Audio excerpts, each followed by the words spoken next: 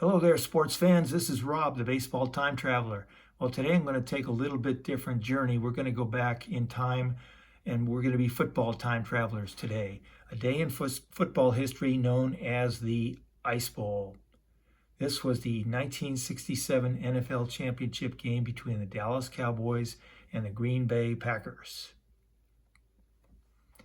Before we get to the game, just want to review a little bit of what was going on in 1967. On the far left there, Time magazine did an article on a very tragic event that occurred late in January 1967. Three NASA astronauts were tragically killed in a test fire in the Apollo capsule at Cape Kennedy. Gus Grissom there on the left was one of the original Mercury astronauts. Ed White in the middle was the first American to walk in space, and Roger Chaffee was an astronaut, part of that team. In the middle, the Vietnam War was essentially becoming a quagmire at this point. There was a lot of growing sentiment against the war, and politically it was becoming a real nightmare. On the far right, 1967 is known culturally as the Summer of Love, the hippie movement, the hallucinogenic rock and roll, kind of wild times. The world was changing pretty drastically at this point, and it was definitely seeing some changes. As far as baseball goes, as a baseball time traveler, I got to get some baseball in here. So the 1967 World Series was contested between the St. Louis Cardinals and the Boston Red Sox. So I've got to show some baseball cards here to get us going here. We've got Lou Brock and his 1967 Topps card. In the middle there is Tony Conigliaro. Tragically, in August 18th, 1967, Tony was hit by a pitch thrown by Angels pitcher Jack Hamilton, and obviously sustained a very serious injury. I remember seeing that photographs of that. This is actually a 1970 article on Tony. He made a tremendous comeback, and some quick facts on Tony. He was the youngest home run champion. At 20 years old, he hit 32 home runs in 1965, and then he also was the first youngest player to reach 100 home runs in the American League. Mel Ott was the youngest to reach 100 in the National League. And here's Tony's rookie card. And then the third card there is Carl Yastrzemski. This was the famous Triple Crown year for Yaz, and we'll show his card here. And down the road, I'm going to be doing a documentary on the 1967 World Series, so we'll see all these guys again. All right, now we move on to football. In 1967, this was the first year that the NFL used a 4-team playoff format, and this was designed to bring more teams in. And obviously these days we have several different teams going in through playoff, wild card playoffs and so forth. But in 1967, the 4-team playoff consisted of the Dallas Cowboys versus the Cleveland Browns, and the Packers had to face the Los Angeles Rams. So we'll take a look at that game, see how the Packers did. First player, I'm going to show some cards here of the Rams. Got to keep equal time here. Here's Roman Gabriel, quarterback, longtime quarterback for the Los Angeles Rams. Then we move to the fearsome foursome. That's Merlin Olsen there on the left, number 74. And then on the right, we've got 3 of the 4 fearsome foursome. That's Roger Brown, Merlin Olsen, Deacon Jones, and the number 66 there is the linebacker Myron Patios. The 4th member of the fearsome foursome was Lamar Lundy, who's not in this photograph. But here's a look at Hall of Famer Merlin Olsen, great defensive tackle, who went on to become a TV star in Little House on the Prairie. And we've got another Hall of Famer here, David Deacon Jones, one of the most feared defensive ends in NFL history. Now we move to a review of that game. The Packers handily beat the Rams. Actually, 2 weeks earlier, the Rams had beaten the Packers in the Los Angeles Coliseum, and the Rams had the best record for the season going into that playoff game, but the Packers turned on their playoff magic as they had for the prior several years in the 60s, and they won 28-7. And here you see Willie Wood, Hall of Famer, intercepting a pass and moving the ball back down the field against the Rams. And also pictured there, number 26, another Hall of Famer, Herb Adderley.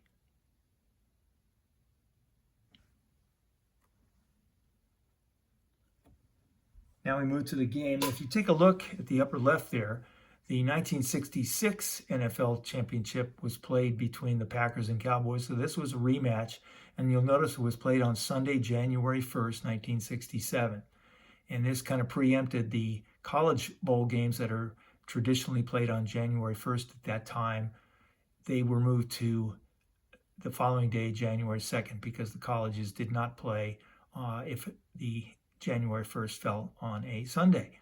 So at that time in 1967, there were only 4 bowl games, and it was a typical day. You'd watch you'd split it between the Sugar Bowl and the Cotton Bowl in the morning. The Rose Bowl would be in the afternoon, and then to close it out, you'd see the night game of the Orange Bowl. So getting back to the NFL here, we've got the less than a year later, literally New Year's Eve 1967, the Packers and the Cowboys face off yet again. And just a quick review of that Packers game in early 1967. Packers won literally by avoiding a last-minute touchdown by the Dallas Cowboys. Don Meredith there is being tackled by Hall of Famer Dave Robinson. And here's Dave Robinson's card. So many Hall of Famers in this game. Great players, historic players. Now we move to the game. December 31st, Lambeau Field, minus 15 degrees, air temp, and the wind chill is estimated at minus 40. The fans ready to brave the cold. Got 50,861 in the stands, and the game was a sellout. And at that time, it was the coldest game in NFL history. And the only other game that's recorded that's colder was the 1981 playoff game between the San Diego Chargers and the Cincinnati Bengals. And I remember watching that game. Dan Fouts and Eric Coryell really struggled in, I think it was minus 59 degrees wind chill. And Kenny Anderson and the Bengals went on to play against Joe Montana in the Super Bowl. All right, you had the announcing crew here. You got Hall of Famers Jack Buck and Ray Scott. And on the right there is Frank Gifford, who many of you may have known or grew up with, watching a little bit of football if you're that old. I did. And then you spent most of your time watching Frank on Monday Night Football. And we'll show you a card of Frank here. This is 1954 Bowman card.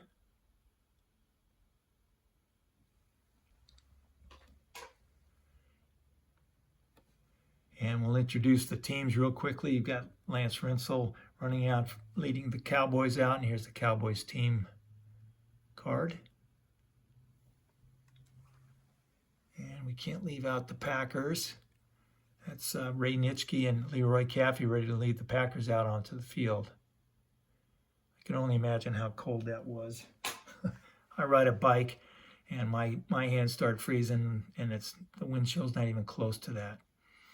Okay, so now we have a couple of pictures I thought I want to present here. We've got the Packers. On the far left, there's guard Gail Gillingham. Then you got Donnie Anderson, Max McGee, and Bart Starr, and a lucky fan who won a raffle to sit with the Packers during the game, and he's checking his iPhone for email messages. And on the opposite side of the field, you got the Cowboys huddled in there with all Hall of Famer Mel Renfro. On the far right, you've got Jethro Pugh, who played a key role later in the game. In fact, the final play of the Packers drive. And then in the middle, we have the Lone Ranger there, masked up. This was Vince Lombardi's last home game as a Packers coach. Ended up retiring after the Super Bowl.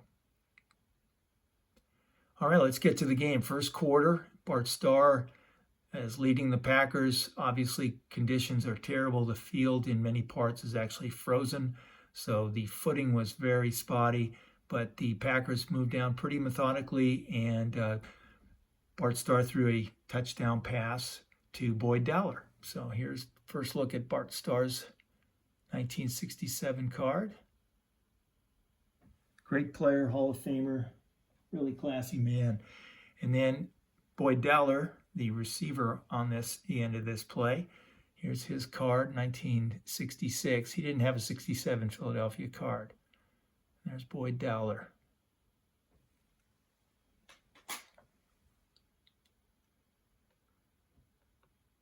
Now we move to the second quarter. Packers moving again, fairly well in control of the game at this point, and Bart Starr unloads a pass again to Boyd Dowler. Boyd gets behind Hall of Famer Mel Renfro, and ends up scoring a touchdown. I believe it was 43-yard touchdown. So the Packers take a 14-0 lead. And here's a great shot. Fan must have taken this from the stands. And you can see Dowler sliding into the end zone. You really get a feel for the field conditions at this point and how cold it must have been. All right, we'll take a look at some more cards here. Number 54 is linebacker Chuck Howley. He's about ready to tackle Packers running back Ben Wilson.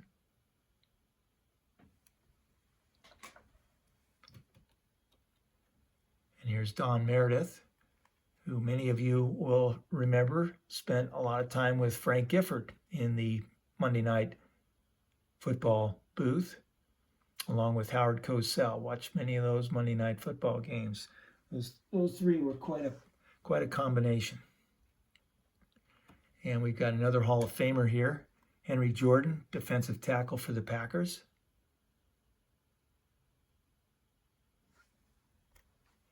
And another Hall of Famer, Willie Davis. Packers teams of the 60s were so amazing. I really enjoyed watching them because they were a playoff team every year and a NFL championship team every year. I got a lot of time to watch them on TV or listen to their games. There's Leroy Caffey, linebacker for the Packers. Now we move to later in the second quarter, and Bart Starr here is struggling. He actually was sacked, I believe, 6 or 7 times, and he said after the game that it wasn't so much the blocking was bad from his teammates, but it was just that receivers were really having a hard time running patterns, and he'd rather keep the ball and take the sack rather than chance throwing the ball for an interception. But in this occasion, he lost control of the ball. Defensive tackle George Andre picks it up, and he ends up bringing it into the end zone for a touchdown. So the Cowboys close the score down to 14-7. There's George Andre.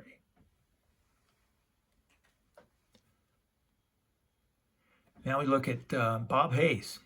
On the right there, he's competing in the 100 meters Tokyo, the 1964 Olympics. And there he is, huddled up 3 years later, kind of going, what am I doing here? It was so cold. And the story goes with Bob Hayes. And if you look at this photograph on the far left, you'll see he's essentially tucking his hands into his pants to keep his hands warm. And the defensive backs figured out that Bob Hayes was not going to be running any pattern that he intended to catch if he kept his hands in his pants. So that was kind of a key to defending Bob Hayes, and he really was a non-entity in this game. He ended up making it into the Hall of Fame. He did win the 100 meters in world record time at that point. It was 10 flat, and he was known as Bullet Bob Hayes.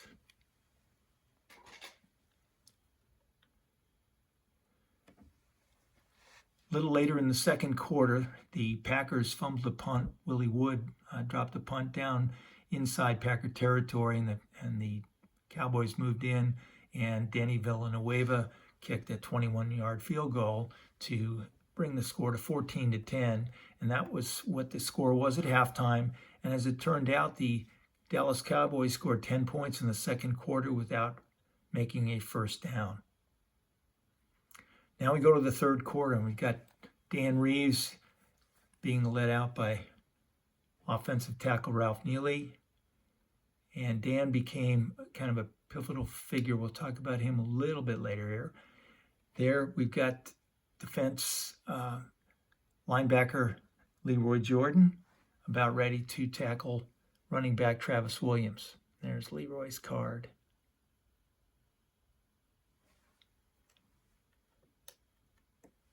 And there's one of the players that I really respected, Bob Lilly, longtime tackle, defensive tackle for the Cowboys, Hall of Famer, and all-around good guy. He was a stud.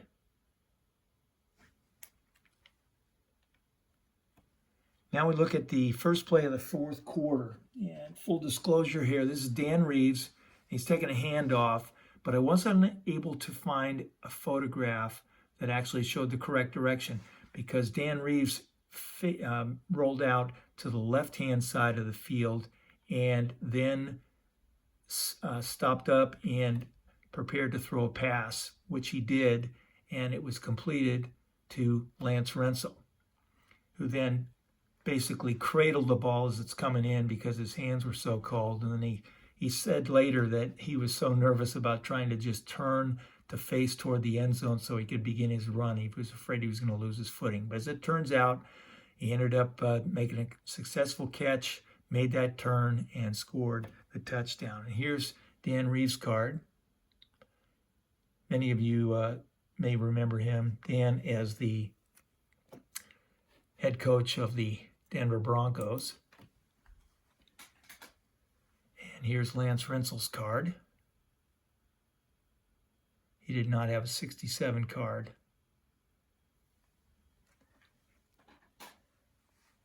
And now we move to toward the end of the game.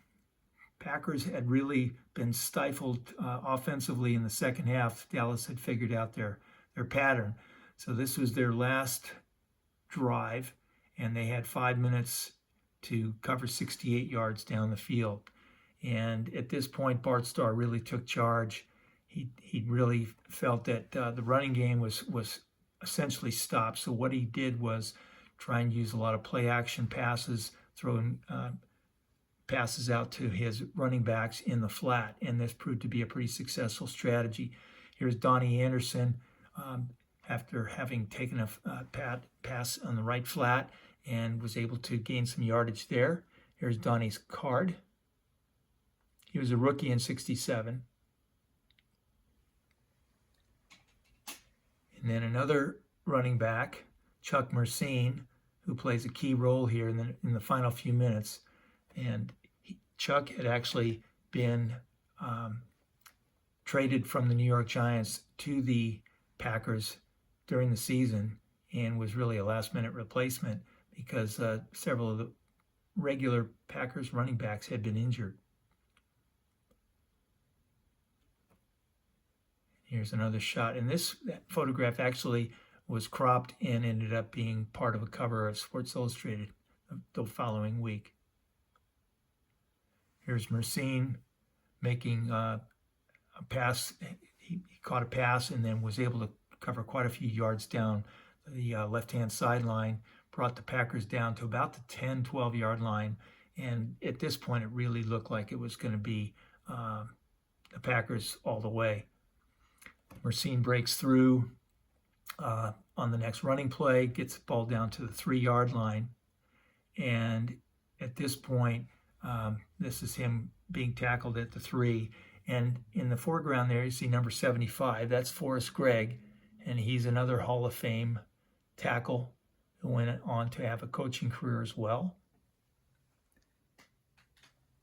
And we can't let Chuck Mersine get away without showing his card. And here's his Packers card. Now we're at the point where the game has winding down. The clock is under a minute. The Packers tried 2 running plays, but were unsuccessful. The running back, Donnie Anderson, was really having trouble getting any traction. So it's now 3rd and 1, and Bart Starr comes over to the sideline to confer with Coach Lombardi. There's no timeouts left. It's 3rd and goal. Starr tells Lombardi that he thinks he can get a wedge block from Jerry Kramer, and they can take it in from there. And he said that he could actually do a quarterback sneak because the running backs were really having a hard time getting any traction in the backfield.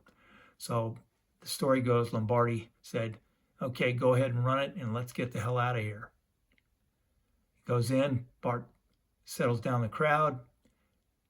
See everybody lining up there. Got the sequence. And Bart scores. In the very bottom of the screen there, you see number 64. That's Jerry Kramer, who led the wedge block against Jethro Pugh. Bart Starr's there laying down in the end zone, and Chuck Mercine's got his hands up. The story is that he expected to receive the handoff, and at that time it was illegal for any assistants behind the quarterback to push him into the end zone. So he put his hands up, and many people thought he was just indicating touchdown, but he actually was trying to show the referees that he was not intending to cause any assistance to Bart. And there's the score. Packers win. Lombardi is excited, and classic quote from Vince Lombardi, if you can't gain a yard, you don't deserve to be a champion. Well, they won the championship of that, and then 2 weeks later, the Packers ended up going to the Super Bowl, and there is Jerry Kramer, who led that famous block, and they beat the Oakland Raiders 33-14. And ironically, there's no 1967 card for recent Hall of Famer Jerry Kramer.